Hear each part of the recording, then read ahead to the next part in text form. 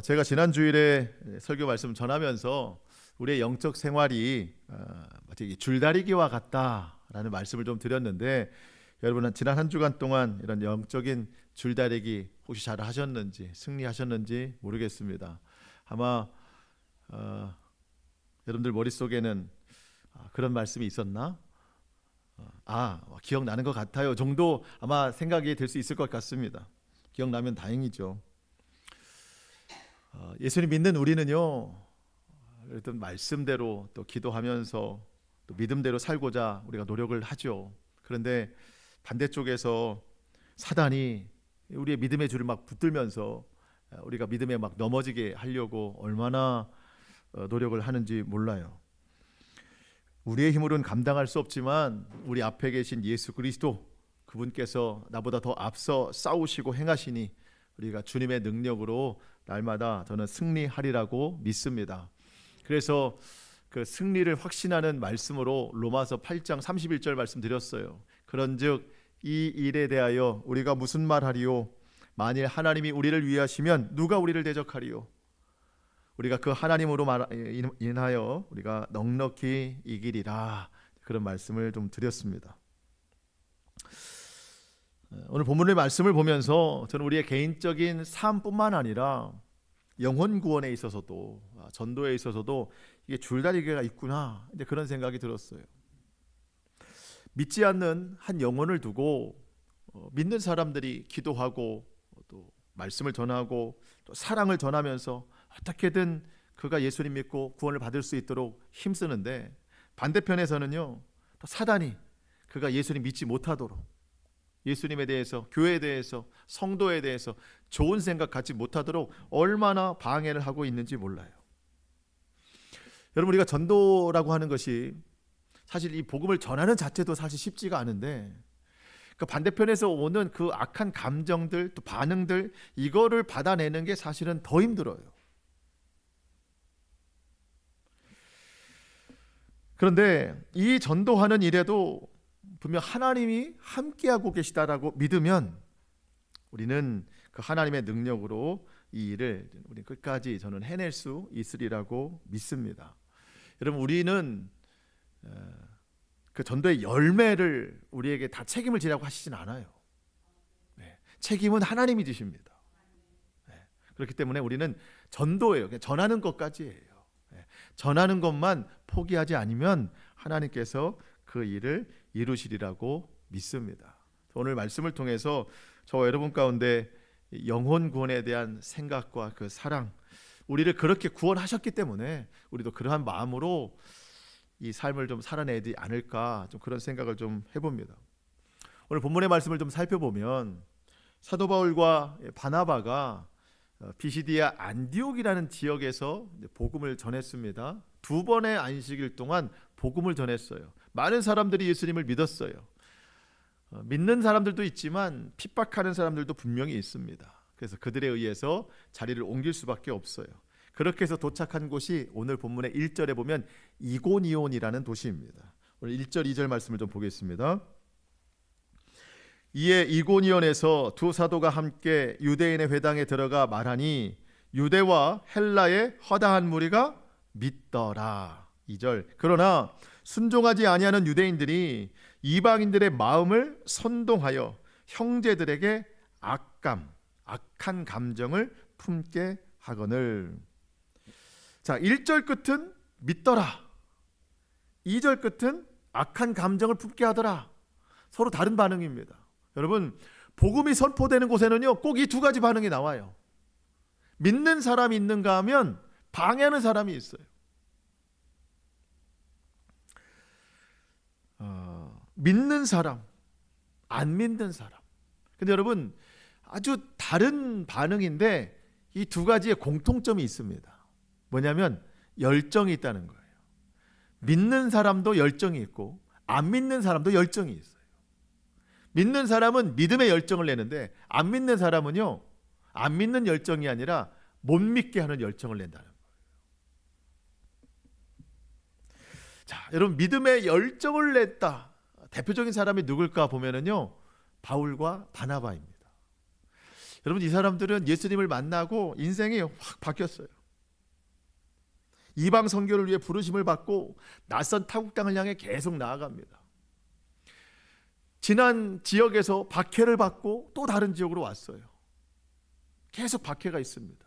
여러분, 우리가 성경에 박해라는 두 글자, 박해를 받다라고 하면 힘들었겠다, 또 다른 지역으로 이동했겠다 생각이 드는데, 여러분, 이 박해라는 단어요, 그 두 글자가 현실 속에 들어가면은요 견딜 수 없는 일입니다. 오늘도 본문에 보면 돌로 치려고 한다는 거예요.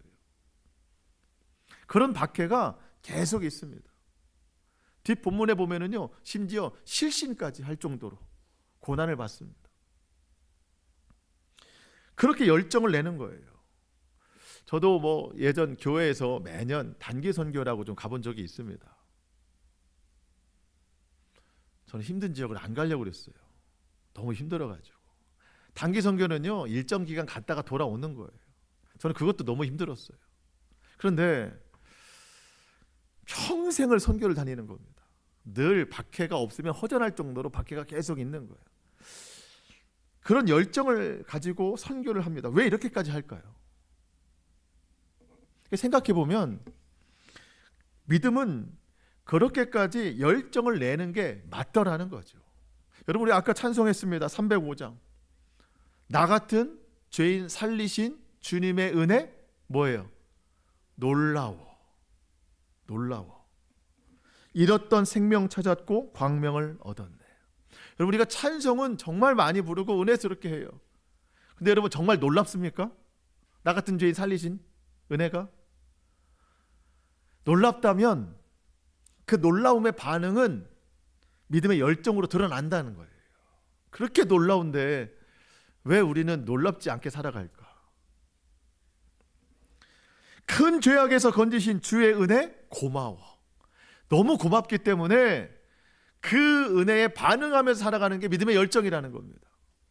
사도 바울과 바나바가 너무 놀라워서, 너무 고마워서, 이제껏 내가 산 것도 다 주님의 은혜라, 그 은혜가 감사해서, 그리고 거기서 천국에서 우리 영원히 해처럼 밝게 살면서 주 찬양하리라, 그 소망을 생각하니까 견딜 수 없어서 이런 열정을 가지고 복음을 전하면서 사는 겁니다.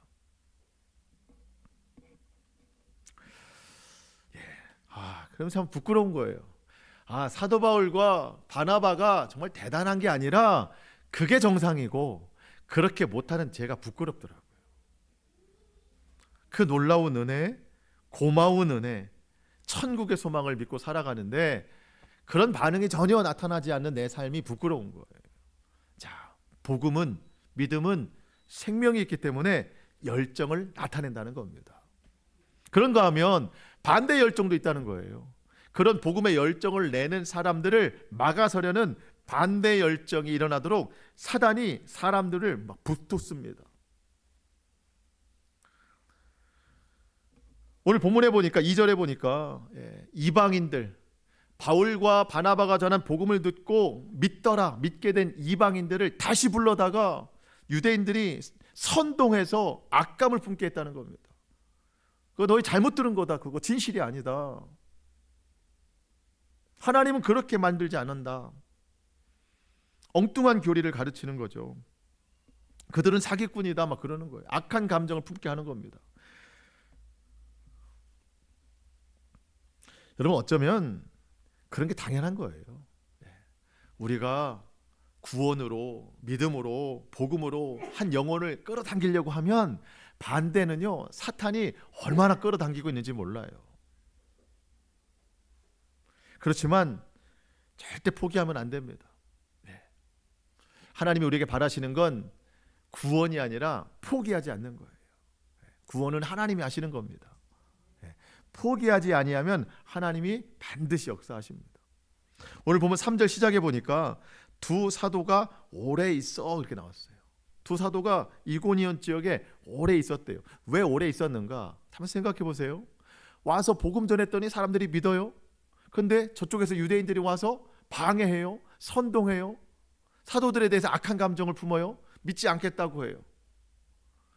그 믿지 않겠다고 하는 사람들을 다시 설득하자니 시간이 오래 걸리는 거예요. 그래서 오래 있어요. 여러분, 우리도 누군가의 구원을 위해서 그 곁에 오래 있어야 됩니다. 한순간에 잘 안 돼요. 오래도록 기도하고 오래도록 복음 전해야 됩니다. 단지 시간만 오래 있는 게 아닙니다. 마음도 오래 있어야 되는 거예요. 저는 이 바울과 바나바가 얼마나 마음이 상했을까 그런 생각이 들더라고요. 왜냐하면 와서 복음 전했을 때 잘 믿겠다고 했어요. 믿었어요. 어제까지 믿겠다고 한 사람들이 오늘 다시 나타나더니 막 삿대질 하는 거죠. 욕하는 거죠. 악한 감정을 품는 거예요. 왜? 유대인들한테 선동당해가지고. 어쩌면 사람에게만 실망이 아니라 저는 하나님에게도 시험 들었을 것 같아요. 하나님, 이게 맞습니까? 아니, 어제 믿겠다고 그렇게 열심을 내던 사람이 오늘 갑자기 와서는 악한 감정을 품고 이렇게 말하는 게 맞습니까? 하나님, 제가 저들에게 더 전해야 됩니까? 아마 하나님 앞에 저는 이렇게 따졌을 거예요. 근데 하나님 뭐라고 하실까요? 하나님은 이런 때 침묵하시는 게 특기예요. 말씀을 안 하세요. 하나님 말씀을 안 하십니다. 하나님은 대답 안 하는데 내 마음에서 대답이 하나 올라와요. 이렇게. 그렇게 하나님한테 막 따지고 못하겠습니다. 어떻게 사람들이 저렇습니까? 엊그제까지 한다고 해놓고 오늘 저러는 게 맞습니까? 할 때 내 마음속에서 갑자기 마음이 하나 올라오는데 그게 뭐냐면 하나님의 음성 같아요. 뭐냐면 너는 어떠냐? 너는 어제까지 잘 믿겠다고 해놓고 너는 어제까지 순종하고 말씀대로 살겠다고 해놓고 오늘 그렇게 또 원망하고 불평하는 악한 감정을 쏟아내는 게 너는 어떠냐라고 내 마음에서 올라오는 대답이에요.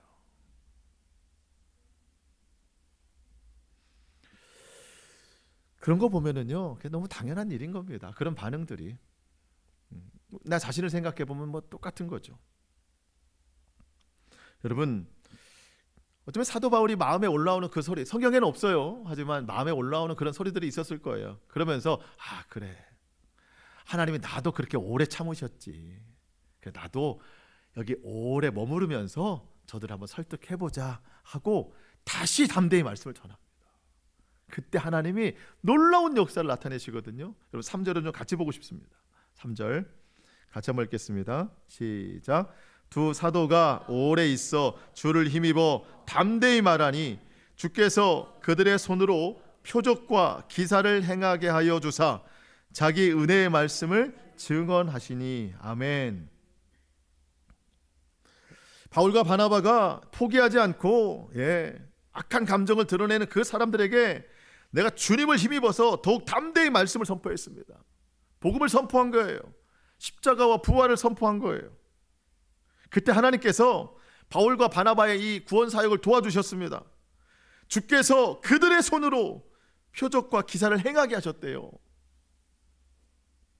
사도들이 전한 복음의 말씀을 증언하기 위해서 하나님 그렇게 하셨다는 겁니다. 저는 이 말씀이 무척 소망이 됐어요. 그래서 하나님 앞에 기도가 나왔어요.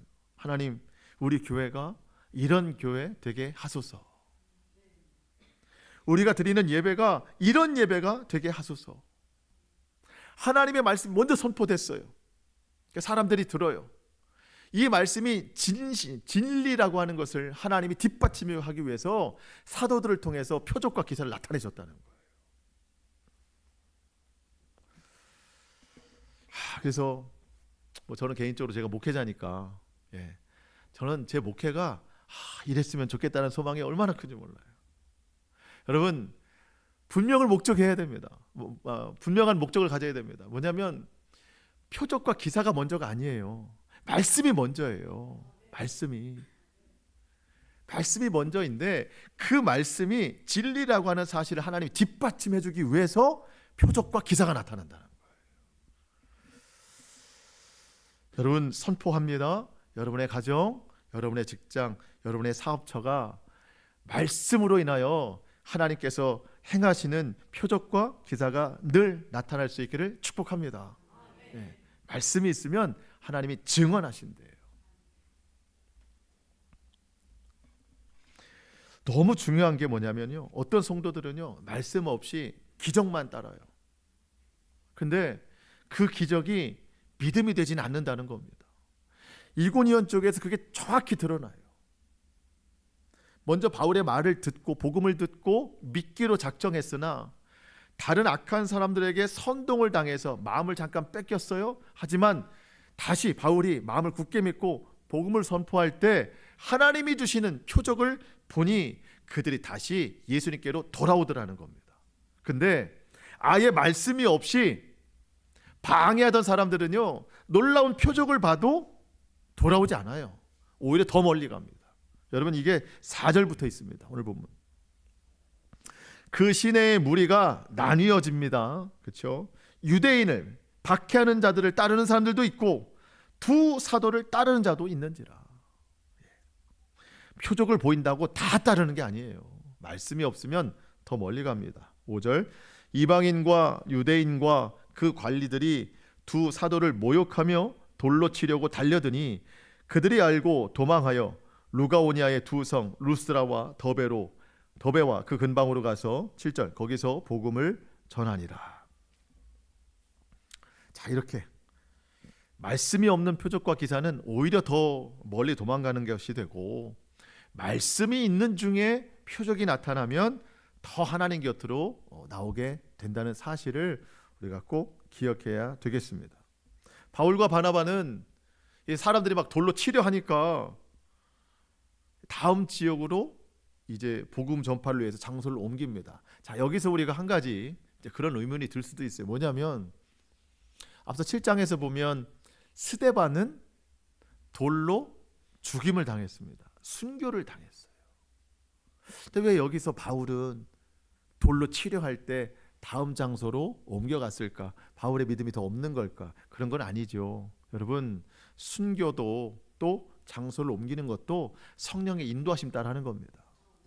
순교에 피가 필요할 때가 있고 복음의 발걸음이 필요할 때가 있는 거예요. 그냥 무작정 다 순교하는 게 아닙니다. 그렇다고 무조건 다 떠나는 것도 아니에요. 성령이 주시는 마음으로 하는 거예요. 여러분, 누군가에게 복음을 전할 때 성령님이 주시는 마음으로 해야 되는 거예요. 어느 때는 그 자리를 피하는 게 좋을 때도 있어요. 마태복음 7장에 보면 예수님께서 돼지에게 진주를 던져주지 않는다고 그랬어요. 안전히 받아들이지 않거나 오히려 내 마음이 막 순교까지 될 때에는 자리를 피하는 것도 괜찮은 거예요. 그러니까 전도할 때도 성령님이 이끄시는 대로 하는 거다. 바울과 바나바가 다음 지역으로 옮겼습니다. 루스라에 갔어요. 8절 보니까 거기에서 하나님께서 놀라운 역사를 일으키시는데 8절로 10절을 제가 읽어볼 테니까 어디서 많이 본 상황 같다라고 하는 것을 한번 짐작해 보세요. 8절로 10절. 루스라에 발을 쓰지 못하는 한 사람이 앉아 있는데 나면서 걷지 못하게 되어 걸어본 적이 없는지라. 바울이 말하는 것을 듣거늘 바울이 주목하여 구원받을 만한 믿음이 그에게 있는 것을 보고 큰 소리로 이르되 내 발로 바로 일어서라 하니 그 사람이 일어나 걷는지라. 뭐 좀 낯익은 광경이죠. 어디서 본 것 같아요? 앞서 3장 사도행전 3장에 보면 성전 미문에 앉아 있는 나면서부터 걷지 못하던 사람을 베드로가 주목하여 보고 네가 원하는 은과 금은 내게 없거니와 내게 있는 것을 내게 주노니 나사렛 예수의 이름으로 일어나 걸어라 하면서 오른손을 잡아 일으키니 그가 걷기도 하고 뛰기도 하고 성전에 들어가 하나님을 찬양했습니다. 똑같은 상황이에요. 나면서부터 걷지 못하는 자가 있습니다. 9절에 보니까 그가 바울이 하는 말을 들었대요. 이게 중요해요. 그가 바울이 말하는 것을 들었으니 바울이 말하는 구원, 복음을 들은 겁니다. 그가 바울이 말하는 것을 주목하고 듣고 있는 겁니다. 그랬더니 바울도 똑같이 그를 주목하는 거예요. 서로 주목하는 거예요. 그러더니 바울이 마음속에 이에게는 구원받을 만한 믿음이 있다라고 바울이 딱 판단하는 거예요. 그랬을 때 큰 소리로 일어나 걸으십시오 라고 선포를 한 거죠. 그랬더니 전하는 자의 믿음과 받아들이는 자의 믿음이 하나가 돼서 하나님이 그 상황 가운데 놀라운 기적을 나타내시는 거예요. 여러분, 기적은 하나님이 행하시지만 사람의 믿음을 통해 역사하십니다. 전하는 자의 선포, 듣는 자의 믿음이 하나가 돼서 하나님이 그 역사를 나타내시는 거예요. 앞서 말씀드린 대로 저는 예배 시간에 저는 이와 같은 일이 일어난다고 믿습니다. 일어나 걷게 된 자가요, 그냥 된 게 아닙니다. 바울이 말하는 것을 들었어요. 여러분, 어쨌든 제가 여러분에게 설교 말씀을 전하지만 여러분 들으셔야 됩니다. 주목하여 들으셔야 됩니다. 그러면 하늘에서 하나님께서 말씀을 주목하는 저와 여러분을 주목하실 거예요. 그러면서 하나님이 마음속으로 누구누구에게 구원받을 만한 믿음이 있다 판단하시면 하나님께서 일어나 걸어라 하신다는 거죠. 그러면 여러분, 무너진 내 마음이 일어나요. 무너진 우리 가정이 일어나요. 무너졌던 내 삶이 다 일어나게 되는 거예요. 하나님이 역사하시기 때문에. 저는 우리 교회 예배가 그랬으면 좋겠어요. 그런 역사가 좀 날마다 일어나는 그런 교회, 그런 예배가 되기를 소망합니다. 여러분, 나면서부터 걷지 못하던 자가 걷게 됐으니 이 얼마나 놀라운 일입니까? 루스드라라는 지역에 이 소문이 확 퍼졌어요. 확 퍼졌어요. 아마 많은 사람 구원하기에 아주 이로운 일이 됐을 겁니다. 그런데 정반대의 결과가 나타났습니다.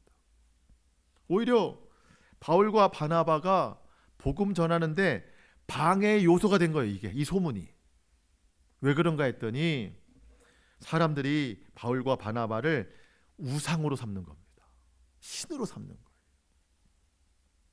11절, 12절 무리가 바울이 한 일을 보고 루가오니아 방언으로 소리질러 이르되 신들이 사람의 형상으로 우리 가운데 내려오셨다 하여 바나바는 제우스라 하고 바울은 그 중에 말하는 자이므로 헤르메스라 하더라.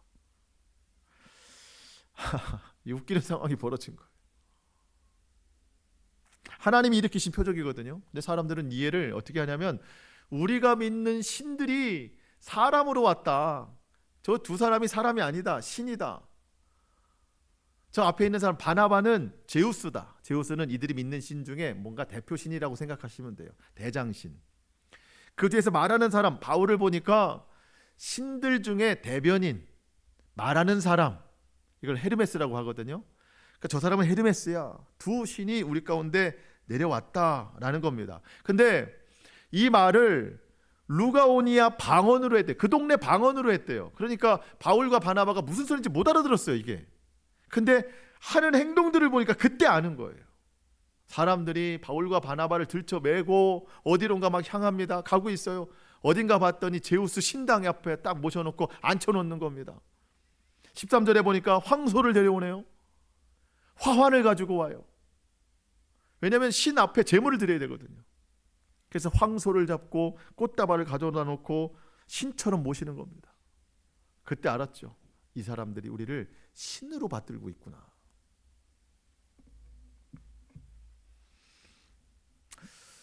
그래서 한번 생각해 봤어요. 제가 그 자리에 있었으면 어떤 반응을 좀 보였을까? 아, 그래, 내가 신이다 그랬을까? 어떤 반응이었을까? 뭐 그런 생각은 오래 가진 못했지만 여러분, 바울과 바나바는요 그렇게 자기를 신처럼 떠받드는 사람들을 보고 옷을 찢었어요. 애통함을 가졌어요. 왜? 하나님이 그 마음에 없으니 헛된 신을 섬기고 살아가고 있구나. 악한 영이 저들을 붙잡고 있으니까 이런 헛된 일을 하고 있구나. 애통하면서 옷을 찢었습니다. 그러면서 하는 말이 14절 15절 두 사도 바나바와 바울이 듣고 옷을 찢고 무리 가운데 뛰어 들어가서 소리질러 이르되 여러분이여 어찌하여 이러한 일을 하느냐. 우리도 여러분과 같은 성정을 가진 사람이라. 우리는 신이 아니다. 여러분에게 복음을 전하는 것은 이런 헛된 일을 버리고 천지와 바다와 그 가운데 만물을 지으시고 살아계신 하나님께로 돌아오게 하려 함이라. 전혀 신처럼 행동하지 않습니다. 우리도 당신과 같은 사람이다. 여러분, 복음으로 충만한 사람, 성령으로 충만한 사람은요, 절대 악한 마음을 갖지 않아요. 교만한 마음을 품지 않습니다. 앞서 10장에서도 고넬료라는 이방인 백부장과 베드로가 만나는데 서로 하나님이 보내신 사람이에요. 베드로가 고넬료의 집에 왔을 때 고넬료가 하나님이 보내신 사람이 우리 집에 왔다고 해서 엎드려 절을 합니다. 그때 베드로가 성령 충만해서 일어나십시오. 나도 당신과 같은 사람입니다. 성령 충만한 사람은 겸손해요. 우상이 되려고 하지 않아요. 우리는 사람들의 관계에 있어서 두 가지를 조심해야 됩니다. 사람을 우상 삼지 말아야 되고 나 역시 누군가에게 우상이 되면 안 된다는 겁니다. 여러분, 사람을 우상 삼지 않기를 축복합니다. 여러분, 사람 우상 아니에요. 너무 그 사람 의지하면 내가 하나님을 믿는다고 해도 그 사람에게 하나님이 가려져서 보이지가 않아요. 하나님이 안 보여요. 하나님께 기도하지 않아요. 그 사람만 찾아가요. 우리가 하나님께 기도하면 하나님이 도울 자를 붙여주시는 거지 사람 자체가 우상이 되면 안 됩니다. 여러분, 사람 의지하잖아요. 처음에는 도움이 되는 것 같죠. 돌아오는 건 낙심과 절망, 상처뿐이 없어요. 우리에게 상처를 안 주시는 분은 하나님밖에 없어요. 여러분, 하나님만 의지하시기 바랍니다. 그리고 또 한 가지 중요한 거, 나도 누군가에게 우상이 되면 안 돼요. 어떤 사람이 자꾸 나를 의지한다? 그러면 한 걸음 뒤로 살짝 물러가야 돼요. 그래서 나를 의지하던 그 사람을 누구와 연결시켜 줘야 되냐면 하나님과 연결시켜 줘야 돼요. 내가 빠지고. 예수님이 그런 분이잖아요. 하늘과 땅을 연결시켜 주신 분. 예수님은 십자가로 빠지셨잖아요. 그 연결고리로 우리를 연결해 주신 것처럼 우리도 나를 자꾸 우상으로 생각하는 사람이 있으면 그 사람을 하나님과 연결시켜 줘야 돼요. 물론 우리가 기도를 해야 되겠죠. 그게 가장 지혜로운 삶입니다. 바울과 바나바가 하는 일이 그거예요. 여러분에게 우리가 복음을 전하는 것은 이런 헛된 일을 버리고 천지를 지으신 하나님께 돌아오게 하려 함이라. 여러분, 하나님께 돌아가십시오. 우리는 아무것도 아닙니다. 그 역할을 하는 거예요. 저와 여러분에게 그런 역할을 주셨어요. 연결시켜주는 역할. 믿지 않는 영혼들, 영적으로 침체된 영혼들, 그들이 하나님과 다시 연결될 수 있도록 우리가 기도하고 주의 사랑으로서 그 복음을 잘 나타낼 수 있기를 축복합니다. 마지막 16절, 17절인데요. 이게 참 중요합니다. 16절, 17절 읽고 설명을 좀 드리고 마칠게요. 하나님이 지나간 세대에는 모든 민족으로 자기들의 길들을 가게 방임하였으나 그러나 자기를 증언하지 아니하신 것이 아니니 곧 여러분에게 하늘로부터 비를 내리시며 결실기를 주시는 선한 일을 하사 음식과 기쁨으로 여러분의 마음에 흡족하게 하셨느니라 하고 18절 이렇게 말하여 겨우 무리를 말려 자기들에게 제사를 못하게 하니라. 자, 이 뜻은요 뭐냐면 이게 사도 바울의 지금 설교예요. 근데 사도 바울의 설교가 유대인들에게 하는 설교와 이방인들에게 하는 설교가 달라요. 유대인들에게는 어떤 설교를 했냐면 하나님이 우리 민족에게 애굽에서 건져내신 그 사건부터 해서 우리를 자유케 했고 다윗 왕 때로부터 어떤 역사, 이스라엘 역사를 통해 우리를 지켜내셨다. 그 결론은 누구다? 예수 그리스도다. 이런 설교를 했다면 이방인들은 그런 역사가 없잖아요. 그래서 이방인들한테 설교하는 건 뭐냐면 하나님께서 예수님이 오시는 때가 되시기 전까지는 그리고 그 예수의 복음이 이렇게 우리 선교사들로부터 선포가 되기 전까지는 이방인들에 대해서는 방임하셨다. 그냥 놔두셨다는 겁니다. 그런데 덧붙이는 말이 뭐냐면 그렇다고 해서 무조건 방임하신 것은 아닙니다. 여러분에게 예수님이 증거되지 않을 때에도 하나님은 여러분들을 통해 하나님을 알게 하신 증거가 있었습니다. 그게 뭔가 하늘로부터 내리는 비, 이 비를 통해서 우리가 결실을 해서 곡식과 열매를 얻어서 그것을 음식으로 삼을 때 우리에게 기쁨과 만족이 있어서 이 비를 주시는 분이 누구시다? 하나님이시다. 하나님이라는 생각도 못하고 비를 주관하시는 분이 있구나. 밤과 낮을 주관하시는 분이 있구나. 조금 더 올라가 보면 창조하신 분이 있구나 라고 하는 정도로 믿을 수 있게 하셨다는 겁니다. 모든 피조 세계를 보면 누군가는 만드셨고 지금도 움직이고 있구나 정도는 믿을 수 있다는 겁니다. 여러분, 이 말씀이 한 번 더 나오는데요. 로마서 1장 20절입니다. 창세로부터 그의 보이지 아니하는 것들 곧 그의 영원하신 능력과 신성이 그가 만드신 만물에 분명히 보여 알려졌나니 그러므로 그들이 핑계하지 못할지니라. 자, 창세로부터 하나님이 만드신 게 많이 있어요. 능력과 신성으로 모든 만물을 다 만드셨어요. 다 분명히 보이잖아요. 이것만 봐도 하나님이 계시다는 걸 알 수 있다는 거예요. 그래서 누군가 나중에 천국문 앞에서 천국 못 들어가요. 나는 예수님을 듣지도 못했는데, 복음을 듣지도 못했고 알지도 못했는데 천국에 어떻게 들어갑니까? 라고 했을 때 하나님께서는 이 말씀을 보여주신다는 거예요. 온 세상 만물만 봐도 이게 그대로 된 게 아니다. 누군가는 만들었다고 알 수 있는 거다. 우리 그런 생각 많이 하잖아요. 우리 조상들 중에 복음이 들어오기 전에 돌아가신 위인들, 세종대왕이나 이순신 장군이나 그 윗사람들, 아니 그들은 예수님을 알지도 못하고 들어보지도 못했는데 그들은 그러면 천국 갑니까? 지옥 갑니까? 이런 질문 많이 하잖아요. 예를 들어서 우리가 나중에 천국 갔는데 거기 세종대왕이 있어요. 거기 이순신 장군이 있어요. 아니 어떻게 오셨습니까? 아니 예수님 못 들어봤잖아요. 그때 하는 말이 나는 예수님 몰라. 못 들어봤어. 예수님 오시기 전에 난 죽었어. 근데 어느 날 하늘을 보니까 이게 보통이 아니야. 이거 누가 만들지 않고는 이렇게 들 수가 없어. 어느 날 꽃이 피는데 이게 그냥 되는 게 아닌 것 같아. 이게 누군가 만들지 않으면 이렇게 될 수가 없어. 난 하나님도 몰랐어. 근데 누군가 만들지 않고는 이런 게 될 수가 없구나 정도 생각해 본 거야. 거기까지만 알게 되는 거죠. 근데 여러분, 그 후에 어떻게 구원이 이루어지는지는 우리는 몰라요. 그 하나님의 신비예요. 아마 제 생각에는 그런 정도로 생각하는 사람에 대해서 하나님이 인터뷰를 할 수도 있어요. 이 정도 아는 사람은 예수님이 왔어도 믿었겠구나 하는 정도의 판결이 나올 수 있는 거겠죠. 그러니까 우리는 그 신비는 몰라요. 성경이 말하는 건 그거예요. 우주 만물을 보면 창조주가 있는 걸 알 수 있다.